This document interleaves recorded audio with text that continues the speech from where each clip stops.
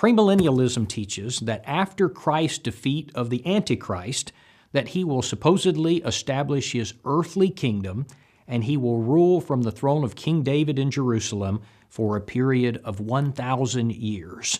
They would further say that all of those who were converted to Christ during the tribulation and were killed, they will be resurrected just prior to the 1,000-year period so that they may reign with Christ. At the end of the 1,000-year kingdom on this earth, they say the final judgment will take place. At that time, the wicked will be resurrected, the judgment will occur, the wicked will be cast into hell, and they say the righteous will then be taken to heaven. Now, we've already established that Christ's kingdom is not coming at some point in the future, but rather it is already here. The kingdom of Christ is the church of Christ. Those who teach the false doctrine of the 1,000-year reign, you say, where did they get that from? Well, they get it from a literal interpretation of Revelation 20, 1 through 6. Now, it's very interesting, however, when you read Revelation 20, it is interesting to see what is not actually in that text. I want to go through this, and I want you to notice with me some things that are not mentioned in Revelation 20. Number one, Christ's second coming is not mentioned there.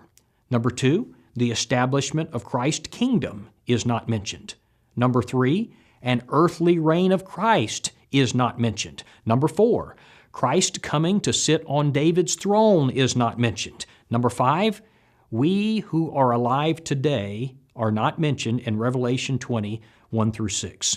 John says that he saw disembodied spirits who had been beheaded for the witness of Christ. Friends, the fact that an earthly reign is not mentioned is very important because the Scriptures tell us that Christ cannot rule on an earthly throne. Now follow me on this. Where is the throne of Christ? Hebrews chapter 8 and verse 1 says, "We have such a high priest who is seated at the right hand of the throne of the majesty in the heavens." Now what does that tell us? Christ's throne is in heaven, not on earth.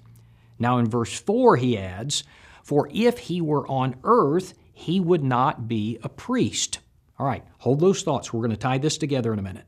Zechariah 6 and verse 13 tells us that Christ will be a priest on his throne. Now, when you put all of this together, what do you get? Number one, Christ is a priest, chapter 8 and verse 1. Number two, while a priest, he will be on his throne, Zechariah 6:16. And then number three, if he were on the earth, he could not be a priest, chapter 8 and verse 4. Now, what is the conclusion of this? Friends, the conclusion is Christ's throne is not on this earth. Logically, it cannot be the case that Christ will have a throne on this earth. Now, here's another proof that Christ will not reign in Jerusalem for 1,000 years. In Jeremiah chapter 22, verses 28 through 30, there is a promise made of God, of the Lord, that no one who is a descendant of Jeconias would ever rule again in Judah. And very fascinating is the fact that when you read Matthew's genealogy of Jesus, Matthew chapter 1 and verse 12, we are told that Jeconias is in the genealogy of Christ. Now, what does that mean? Friends, it means that Christ cannot rule on a literal throne in Jerusalem. But you know what? Acts chapter 2, 20 through 33 tells us that Christ's throne is in heaven, not on earth. Friends, the Bible teaches us that Christ will never have a throne and 1,000-year kingdom on this earth. His kingdom is eternal, and it's in heaven.